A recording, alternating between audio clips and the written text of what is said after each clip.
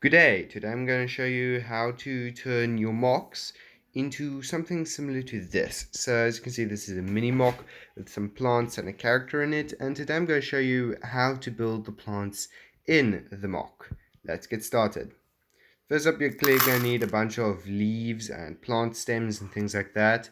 As you can see, I've gathered my collection over here. And I'm going to show you how to build about 6 simple types of plants, maybe a few less. Let's get started. So first up, you're going to need one of these 3-pronged grass pieces, the old kind. And then some of these 3 leaves plated pieces. And as well as these, I'm not quite sure, studs with a bar pin on top, stud pins, not quite sure.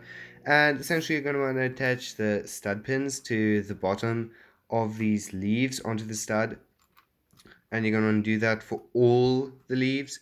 And then after that, you're just going to put them on top of the 3-pronged grass piece, like so. So you're going to want to put one on each grass prong, and you can add more on top of the leaves to make it even bigger, but I just don't have that many at the moment. So yeah, then you get this fern-like piece, or just small bush. It looks really visually satisfying. Next up, we're going to be using, again, the grass piece. And this time we're also going to be using some of these leaves again.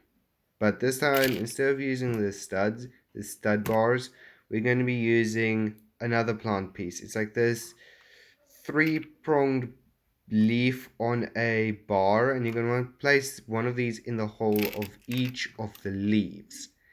And once that is done, you're going to take the piece that you've created, and you're going to place the small hole into one of the grass pieces, into each of the grass pieces, so that you get a large bush. So it's a bush with like an umbrella plant piece on top. Again, this would work great in forests or rainforests where these plants have large, lush leaves. Right, put that one next there. Okay. Except you're going to want to again grab, like usual, the 3-pronged grass piece. These are just so versatile. And this time you're going to want to grab 3 of these 4-leaf little green pieces, green studs. And you're going to want to place one on each.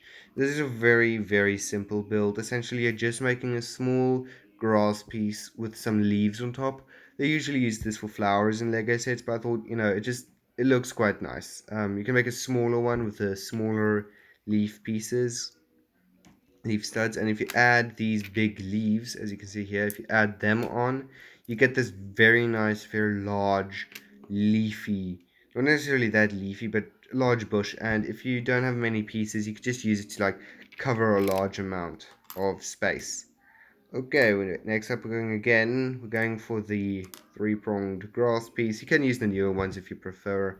And essentially we're going to be doing the same as with the first one, where we're just going to be building these 3-pronged leaves, but this time we're going to be adding those big four-leafed things on top. We're going to be adding those on top. If I'm correct, these are actually the original Lego leaves, these big ones. So you just place those on, and you're gonna have it's a weird looking plant, but let's say you're building a Star Wars planet or something. You could say it's unique to that planet. I must say I just really like using it. It's an overall very nice build. Very good at filling up space, I must say. And you can add flowers on top if you want. Okay, just like that, we're done with these leaves, and today we're just going to put them in a mock.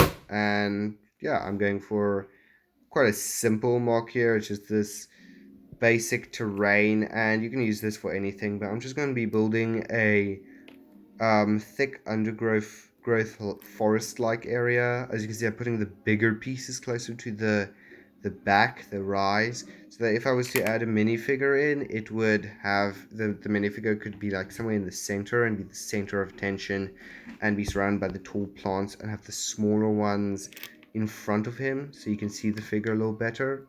Yeah, as you can see, I've added a lot of terrain around as well. Studs and 1x1 tiles, plates, and all that sort of thing. It's really useful for making terrain look more natural and less Minecrafty and fake. Okay, I hope you enjoyed this video.